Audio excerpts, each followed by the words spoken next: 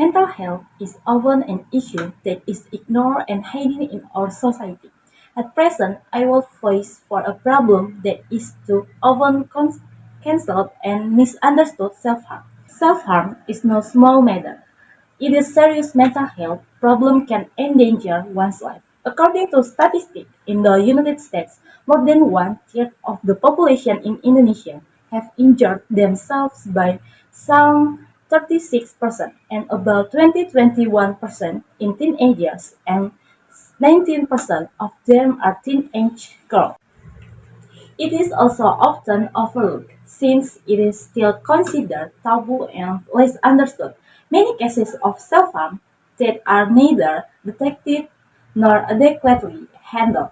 This causes his afflicted to continue to suffer in silence. Forms of self-behavior are like scraping, cutting, and burning the skin with sharp objects or other items, beating yourself, pulling hair, cutting body part deliberately, hitting yourself. There are several reasons why one does self-harm. The first, coping with strong emotion. Some are self-harm as way to coping with strong negative emotions such as stress, anxiety, depression, or guilt. Physical pain can deliver a temporary release from the emotional. Point to self-expression. For some, self-harm is a way of expressing emotional pain that is difficult to expression in words. Point B. Self-punishment. Those who feel worthless or excessively guilty sometimes hurt themselves as form of self-punishment. Point 4. Getting attention. Self-harm can be a way of getting attention from others, especially if they feel lonely or neglected. Point 5. Control the situation. Self-harm can provide a temporary of taking control of a situation fell out control. And the last, addiction. For some, self-harm can be a kind of habit or addiction because of the temporary release is specific. Self-harm is often an unhealthy coping mechanism for strong emotion and pressure.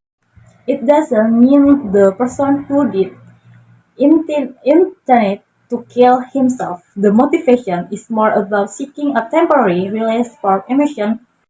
However, it must be recognized that self-harm can harm lives if it is not controlled and managed properly.